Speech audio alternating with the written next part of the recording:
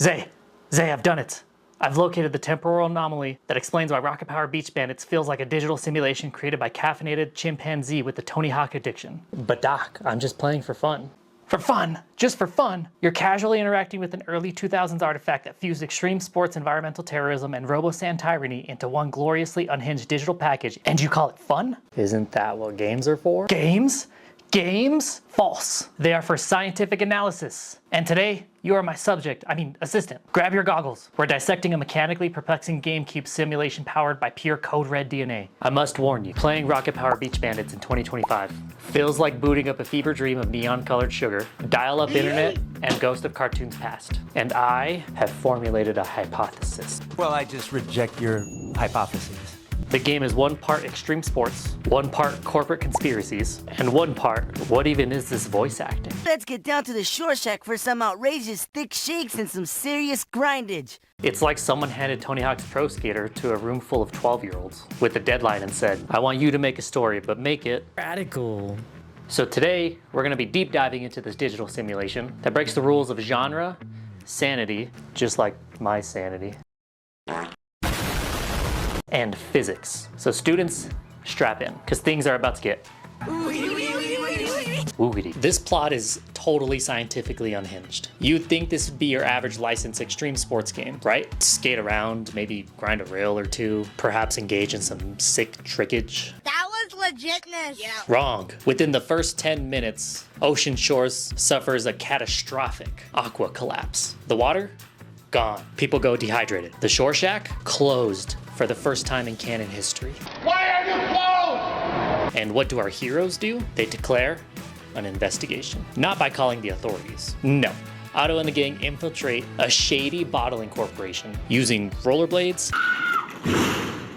sick elbow pads, and pure X Games audacity. Now students, I ask you, what do you do when faced with municipal level infrastructure failure? Do you A, call City Hall, B, notify the EPA, or C, perform a series of functionally impressive ollies past robot guards to retrieve the moisture? The answer's C. It's always C. Just like Otto and the team are gonna save the C in this digital simulation. Stop it. Get some help. This plot escalates faster than a Hot Pocket explosion. You go from casual beach hangouts to a full-scale takedown of a sand-based shadow government with a secret lab and evil robots. It's kind of like Spy Kids, but if Junie had a skateboard and less parental oversight. And that leads me to my second point. This digital simulation is a glorious mess. Gameplay-wise, Rocket Power Beach Bandits I would classify in scientific terms as a genre smoothie. We've got platforming, racing, stealth missions, combat, all wrapped up into some sort of extreme sports burrito. Half the time you're grinding rails or doing backflips, but the other half, you're essentially just sneaking into industrial sand facilities like you're a padded up solid snake. And let's talk about these controls.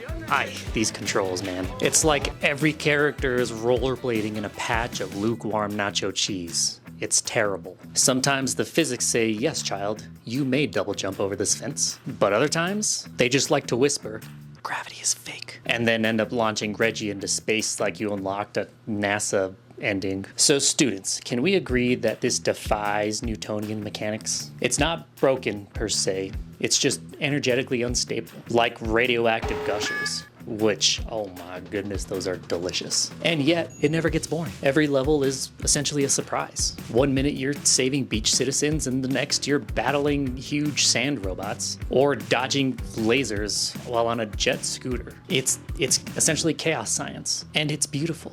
And I respect that. Okay, pop quiz time. Students, did you guys know this game existed? Raise your hand if you did. No, really, raise your hand. Even if you're in bed for some reason watching me. If you've played this digital simulation in the past, drop a comment down below and tell me your completely illogical moments that have happened in this game. I want to hear it. I want to know if I'm the only one, or if Student Xay is the only one who has ever had these issues. And if you like this kind of deep dive into early 2000s content, make sure to hit a like on the video and subscribe to the channel, because this is just the beginning. Point number 3, this title definitely deserves more love than it has. Let's be honest, Rocket Power Beach Bandits was never gonna win Game of the Year. It was a THQ licensed title in an era where games were made in like 6 weeks. But here's the thing.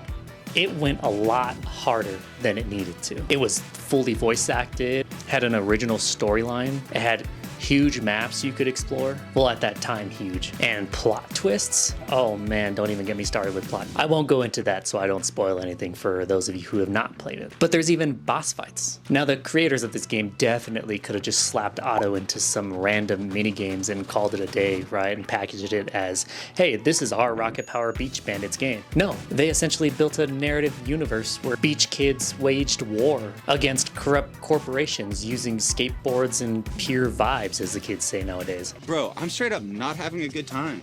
And you know what? That's art. Students, sometimes greatness doesn't wear a gold badge or a water-powered backpack named Flood. Sometimes it just wears a rash guard. And then it yells, boogie time, while grinding past a sand factory explosion. So is Rocket Power Beach Bandits a hidden gem?